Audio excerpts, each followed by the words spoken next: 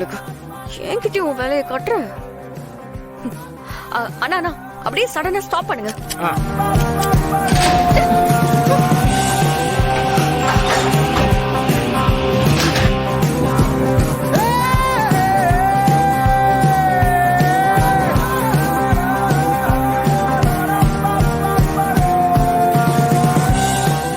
இப்போ மேலையும் கீழையும் லிப்ட் போயிட்டு வந்ததுல உள்ள நிக்க முடியாம தடுமாறி பாரதி மண்டையில அடி வாங்கி தலையே வீங்கி போயிருக்கோம்ல. சார் எந்திரிங்க சார். பாரதி, நீங்க தான் என் மேல உட்கார்ந்துருக்கீங்க. நீங்க எழுதாதான் நான் எந்திரிக்க முடியும். இதோ சாரி சார்.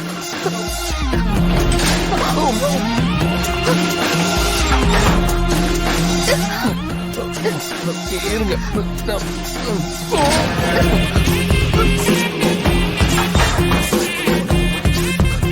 அண்ணா இப்ப திரும்பவும் லிப்ட் கீழே மேலன்னு மாத்தி மாத்தி இறக்கி ஏத்துங்க.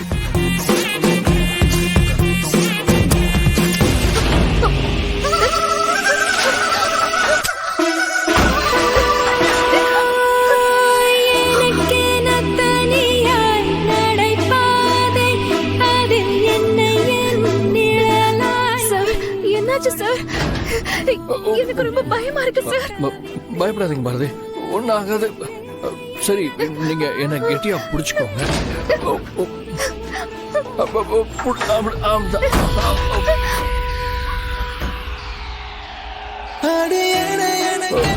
பாரதி,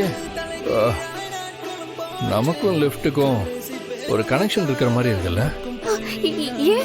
ஏன் சார் அப்படி சொல்றீங்க? இல்ல, ஏற்கனவே 2 தடவை இந்த மாதிரி லிப்ட்ல மாட்டி இருக்கோமே, அதனால சொன்னேன்.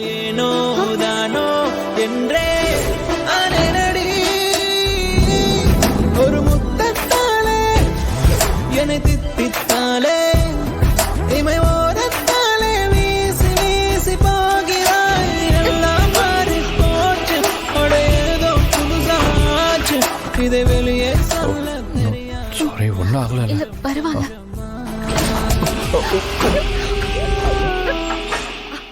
போதனா போத நிறுத்துங்க.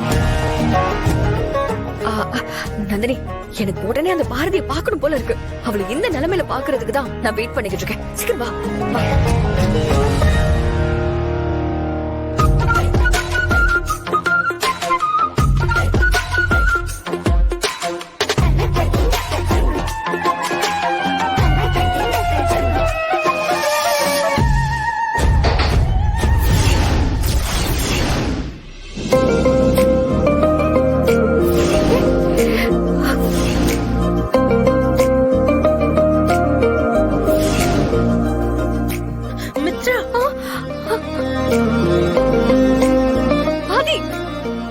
என்ன பண்ணிட்டு இருக்கீங்க?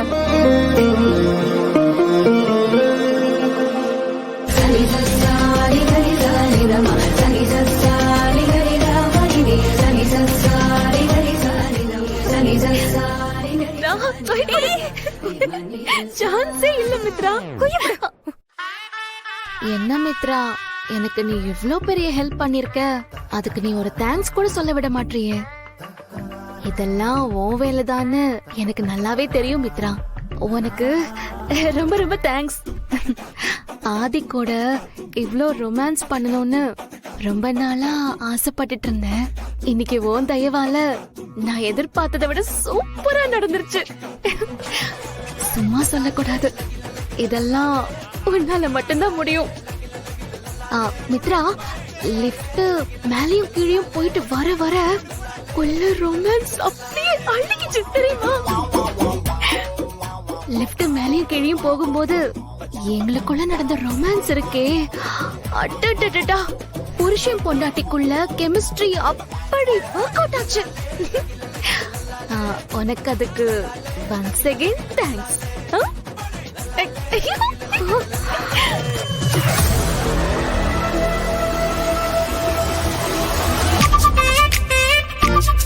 மித்ரா, அங்க பாரு. எனக்கு இதெல்லாம் பார்த்தா என்ன சொல்றதுன்னு தெரியல மித்ரா.